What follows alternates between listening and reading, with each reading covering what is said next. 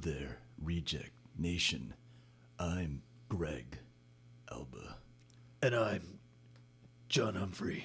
I want to thank Skillshare for sponsoring this. What? Skillshare. We're not sponsored by Skillshare. Oh, every YouTuber I watch has been sponsored by Skillshare lately. I thought we were too. What gives? Not that I know of.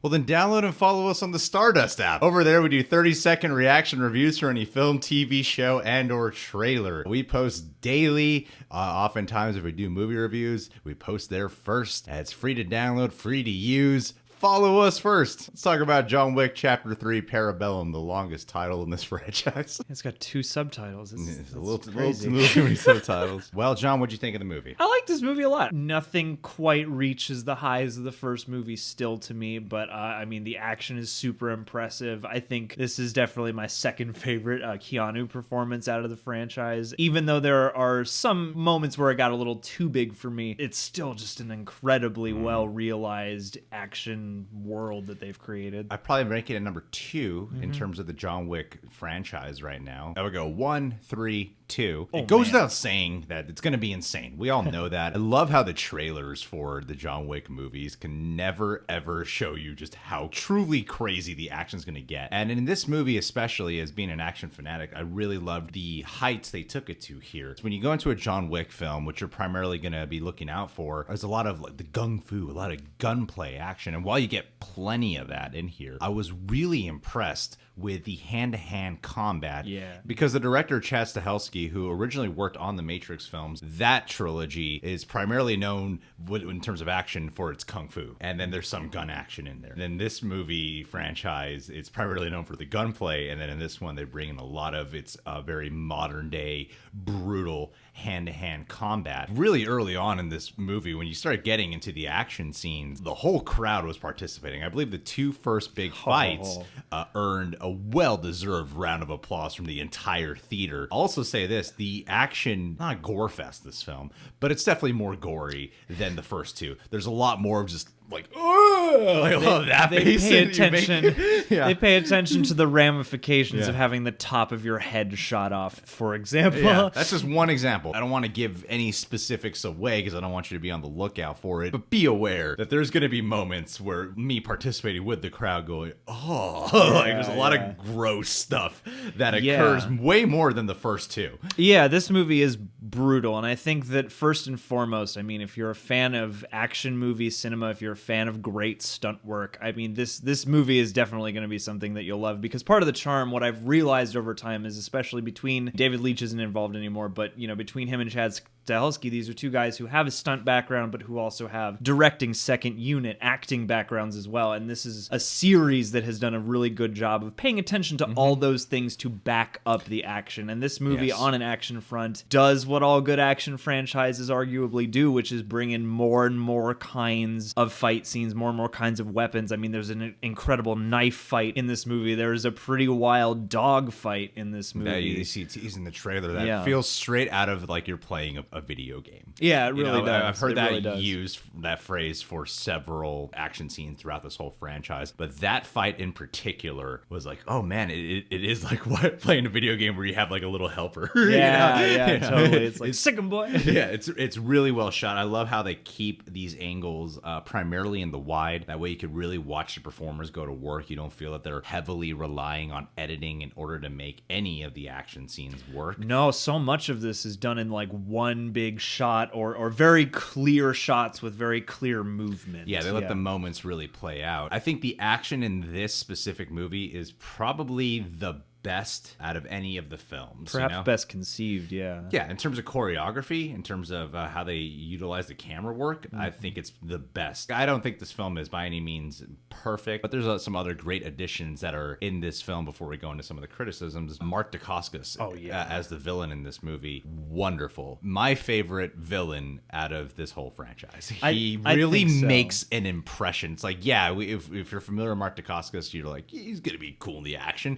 and he sure is, has some wonderful fight sequences, but they really made him a character here with a real personality. You know, without giving too much away, he gets probably the biggest laughs in this movie. Yeah. Yeah, and I thought that was a fun way Refreshing. to, like, there's the phrase subverting expectations gets thrown around a lot lately, but I do think that, yeah, he is probably my favorite villain of the series, partly because there are some surprises about his character you wouldn't necessarily see coming, and they're not the standard of a Hitman movie. And I think that this movie overall with its characters does a fun job, especially in the guys that John is fighting, making those guys kind of human and kind of part of a community together. You know? And what just hit me now, another reason why I love his villain is because it's an actual villain that poses an equal threat to John Wick. Keanu Reeves is once again great. This role is perfect for him. I can't state that enough. Halle Berry, I feel like she might get overall a very positive response. I'll distinguish her character by two ways. Her performance as this character, Sophia. I thought she did a good job. Sometimes feel like Halle Berry's always trying to win an Oscar,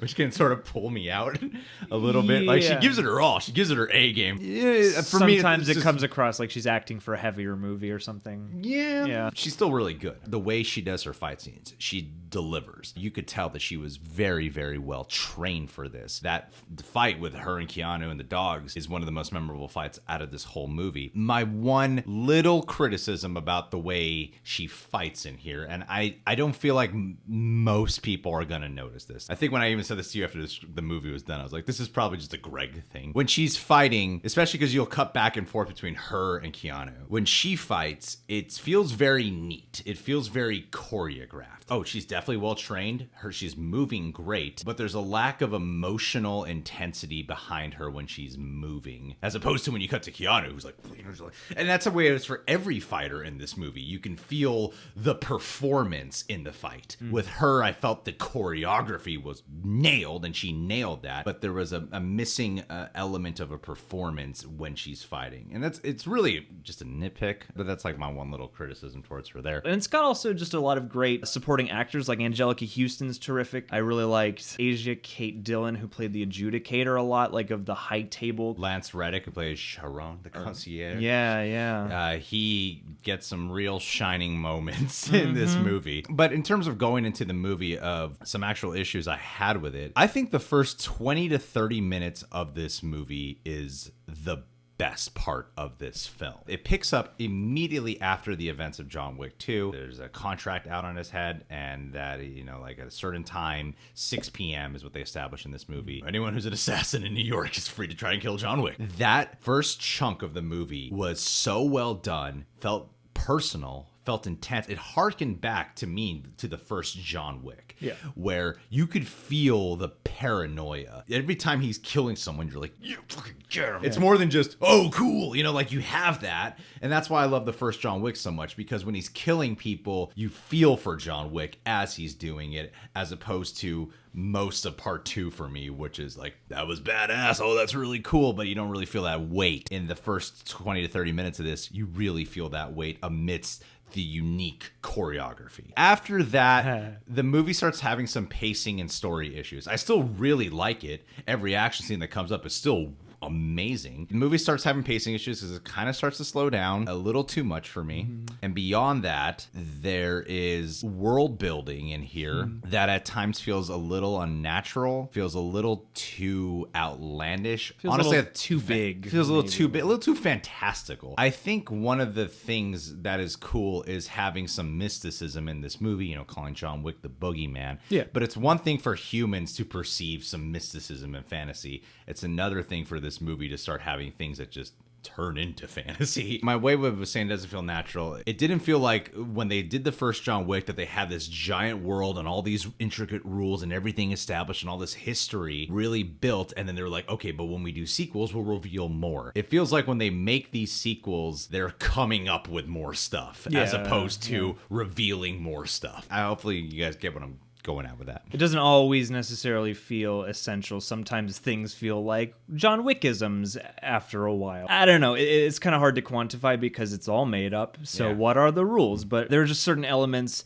that maybe don't always gel completely, or that will make you start to wonder about details from previously in the film, or what the rules are, or what the capabilities of the high table are, or different things like that. Compared to a lot of movies, these films, all three, do a really great job of paying attention to their story, their characters, and their world. But now that we've come this far, I do think that they could do a slightly better job of supporting the world building with story or character elements beyond the fights and stuff like that, and a way to get to, different interesting fights. Yeah, I've heard some people say like, oh, with this kind of film, the story doesn't really matter as much. But they made it matter from the very first one. See, I can't get on board with that point of view. Can I sit back and just enjoy the action when it's occurring and really fall in love with the sequences? Yeah, I can. Do I really like this movie? Yes. After loving the first John Wick for being a near perfect movie, having great character,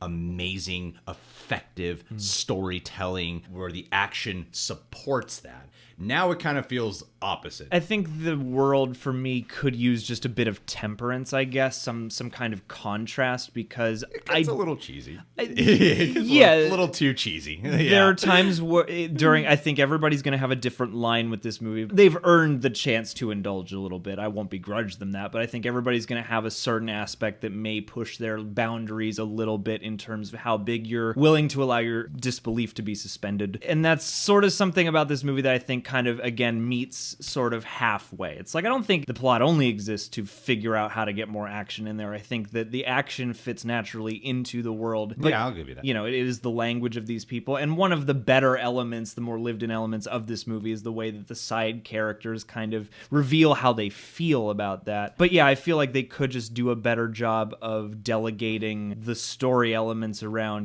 to really justify the ways in which they're expanding beyond just having, another cool character show up. I would want to talk a little bit about the John Wick motivation to keep on living after all this. Yeah. Because it did get to a point in my head where I was like, why does this guy just die? With everything that's going on and the lengths he's having to go to. This dude specifically, wouldn't he just want to die? What does he have to live for? And then the movie goes out of its way to have a moment, a very specific scene to clearly expositionally state why he wants to live. Which is a compelling question for a John Wick movie at this stage in the game. What does he have to live for? I was okay with the choice until like 15 minutes later when they canned the choice. And I was like, I guess my other little complaint is the way it ends. I felt that this movie could have ended in a way where we could have a sequel, but this could also be the ending. This movie kind of has a little too much cheese to its ending, and it's so heavy sequel setup. It very much segues. It doesn't feel like a complete movie now.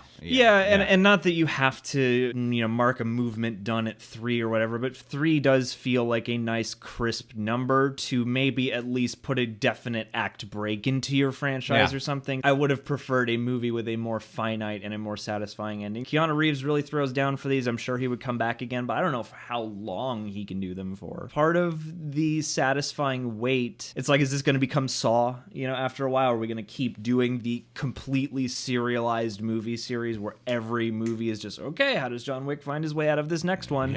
Which thus far has worked well. But I would have been a bit more satisfied emotionally as a viewer for the things this movie confronts, the deepest parts of John Wick's motivation and his will and ability to stay alive. I would have liked some kind of finite note to end on. I feel like we've brought up a lot of issues because this movie has just gotten a heap ton of praise and it deserves a ton of it. Ultimately, it does a lot of things really well. It does pay attention to its story. It does make some really cool additions to its world. At the end of the day, what you go to show up for this movie primarily, even for myself, as someone who's so heavily invested in the first story of this franchise, I really do go to show up for the action scenes, Yeah. Like, that's what I really want. Like, that's the big wow and takeaway factor. They really do deliver, and there's a lot of good in-between stuff as well. Yeah. It's just the storytelling stuff that didn't work for me kind of really stood out. Well, and I think it stands out just partly because they get so very close. Because to me, this is one of those movies where, I do have a fair amount of nitpicks, but it's all things that